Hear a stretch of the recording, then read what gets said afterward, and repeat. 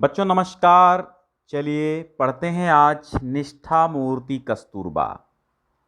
जी हाँ, इसके लेखक हैं काका कालेलकर। अगर आपने काका कालेलकर का जीवन परिचय नहीं पढ़ा है तो उसका वीडियो ऑलरेडी पढ़ चुका है, तो आप जाइए और कक्षा 9 के लिए काका कालेलकर का जीवन परिचय पढ़ लीजिए।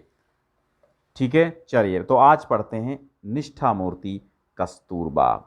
महात्मा गांधी जैसे महान पुरुष की सहधर्मचारिणी के तौर पर, सहधर्मचारिणी अर्थात पत्नी के तौर पर पूज्य कस्तूरबा के बारे में राष्ट्र को आदर मालूम होना स्वाभाविक है।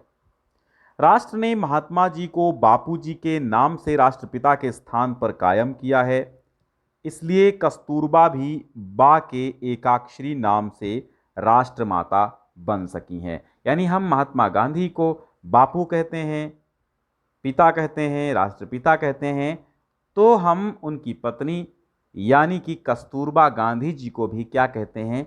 बा कहते हैं। किंतु सिर्फ महात्मा जी के साथ के संबंध के कारण ही नहीं, बल्कि अपने आंतरिक गुणों के और निष्ठा के कारण भी कस्तूरबा राष्ट्रमाता बन पाई हैं।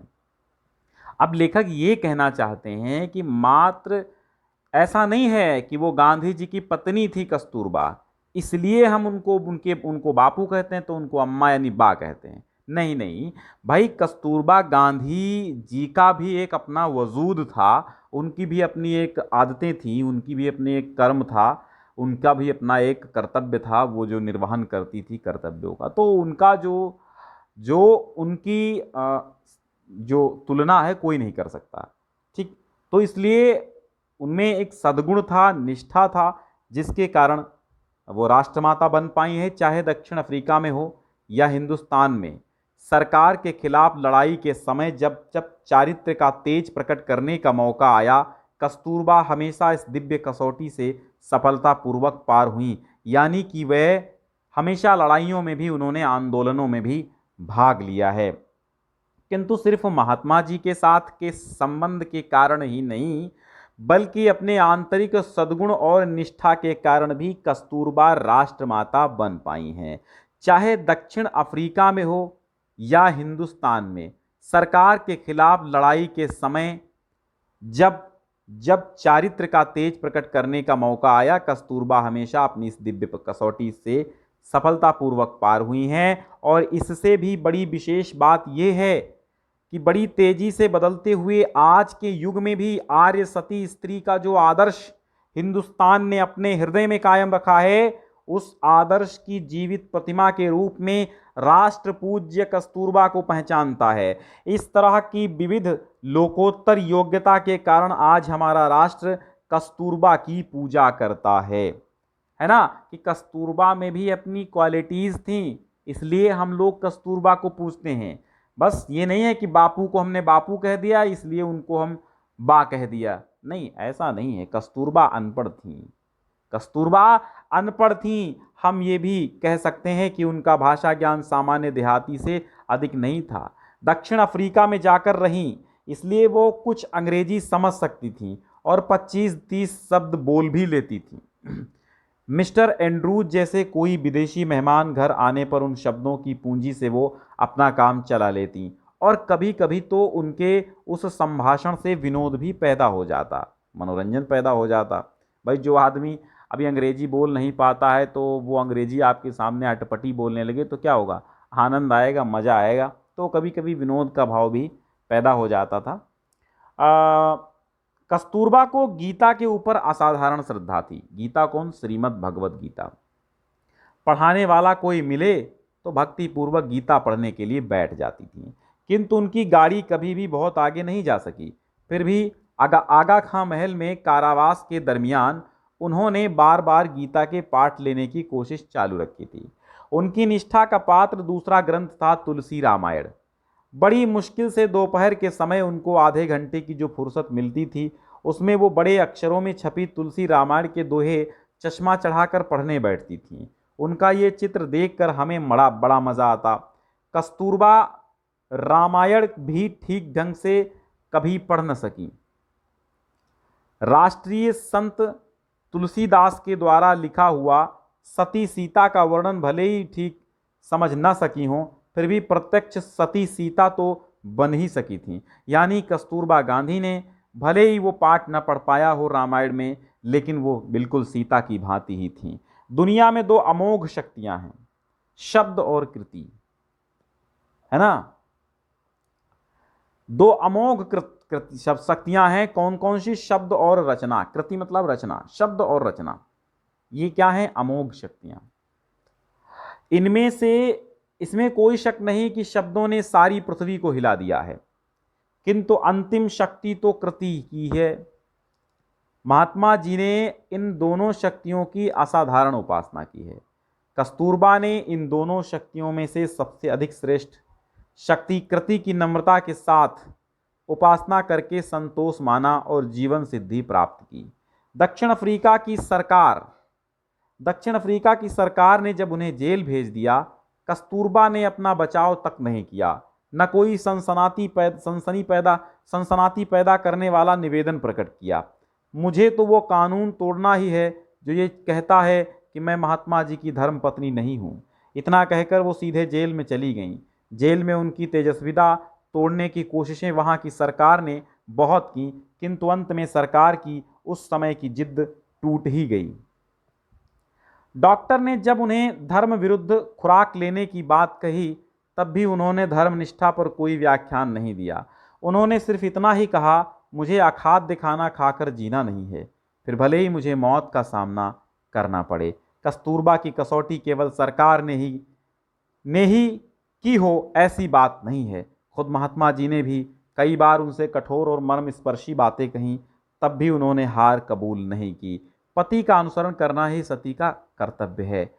ऐसी उनकी निष्ठा होने के कारण मन में किसी भी प्रकार का संदेह लाए बिना वो धर्म के मामलों में पति का अनुसरण करती रही हैं। बच्चों, आपका पद्य भाग मैंने पढ़ा दिया है। जितनी आपकी आवश्यकता है प्लेलिस्ट में पढ़ा हुआ है, आराम से पढ़िए। बची है व्याकरण, सो वह भी आगे आपकी होती रहेगी। कस्तूरबा के प्रथम दर्शन मुझे शांति निकेतन में हुए। सन 1915 के प्रारंभ में जब महात्मा जी वहाँ पधारे, तब स्वागत का शुभारंभ पूरा होते ही सब लोगों ने सोने की तैयारियां की। आंगन के बीच एक चबूतरा था। महात्मा जी ने कहा, हम दोनों यहीं सोएंगे। अगल बगल में बिस्तरे बिछाकर बापू और बा सो गए और हम सब लोग आंगन में आसपास अपने बिस्तरे बिछाकर सो गए।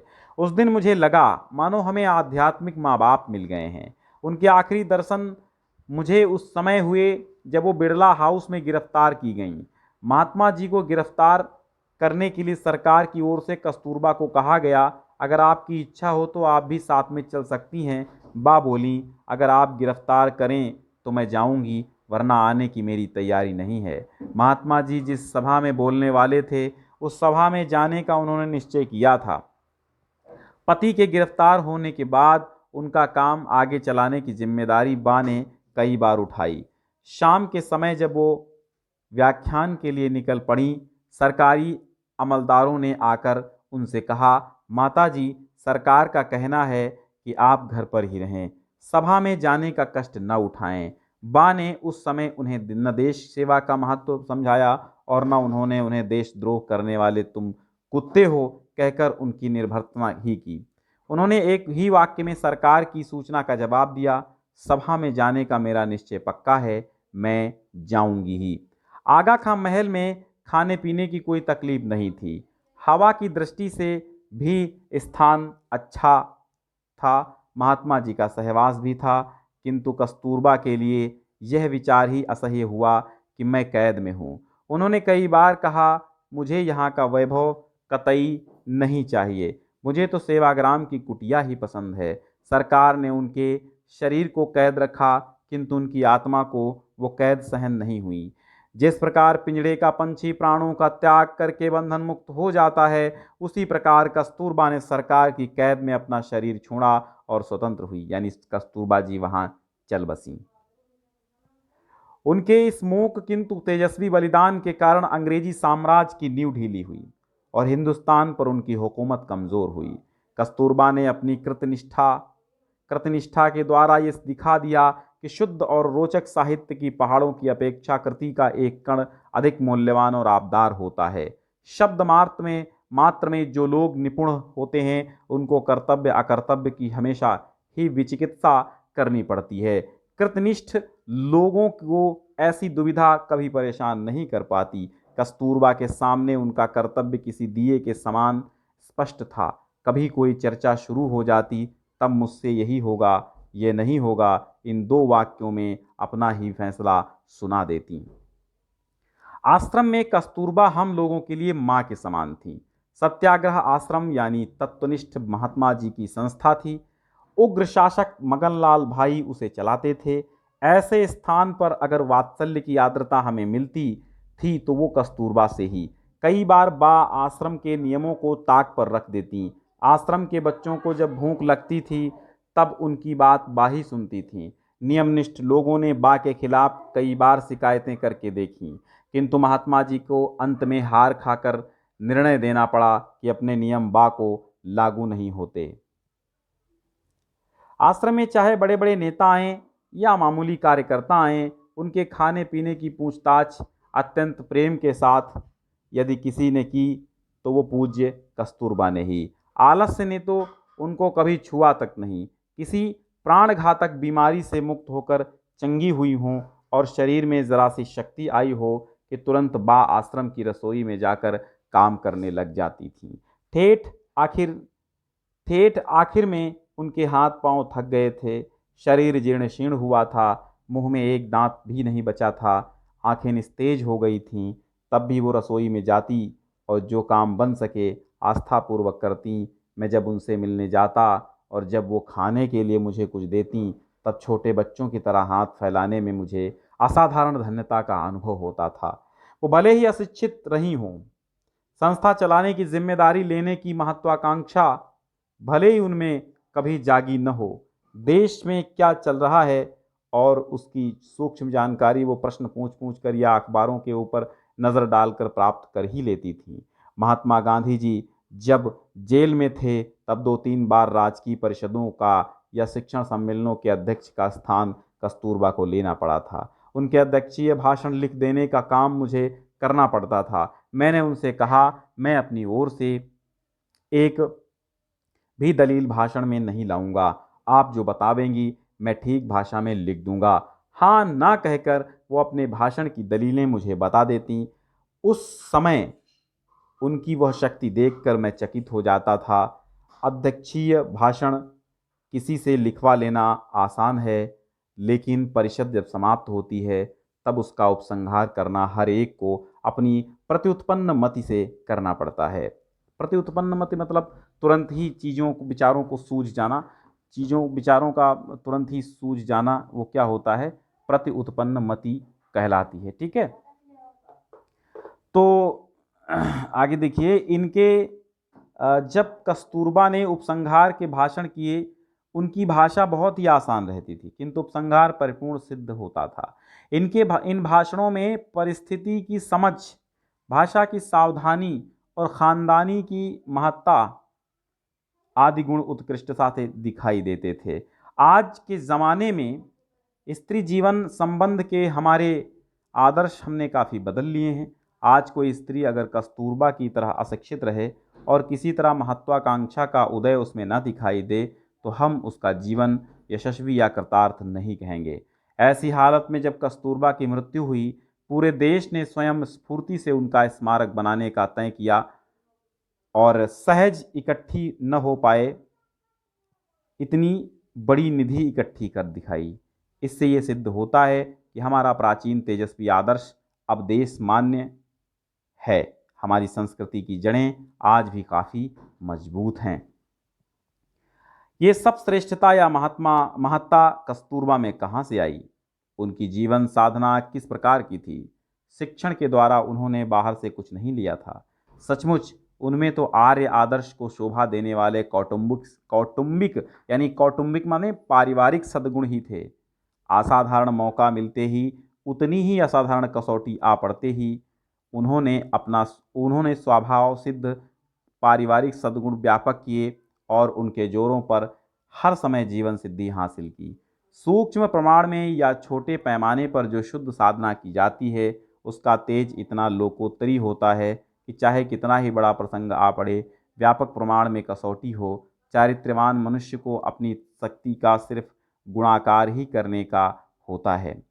सती कस्तूरबा सिर्फ अपने संस्कार बल के कारण पातिव्रत्य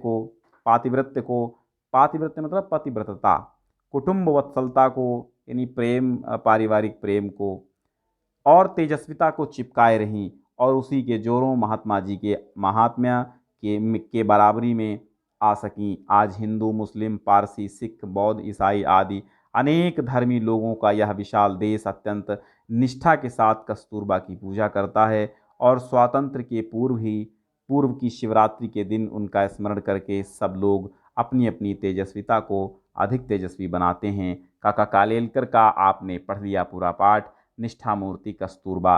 बच्चों, अगर मैं फिर वही बात कहूँगा, अगर आपने प्लेलिस्ट से अपना सिलेबस स्टार्ट नहीं किया है तो आपको व्याकरण, गद्य, पद्य सब कुछ मिलेगा, प्लेलिस्ट में पड़ा हुआ है। अभी कक्षा 9 की प्लेलिस्ट तुरंत देखिए।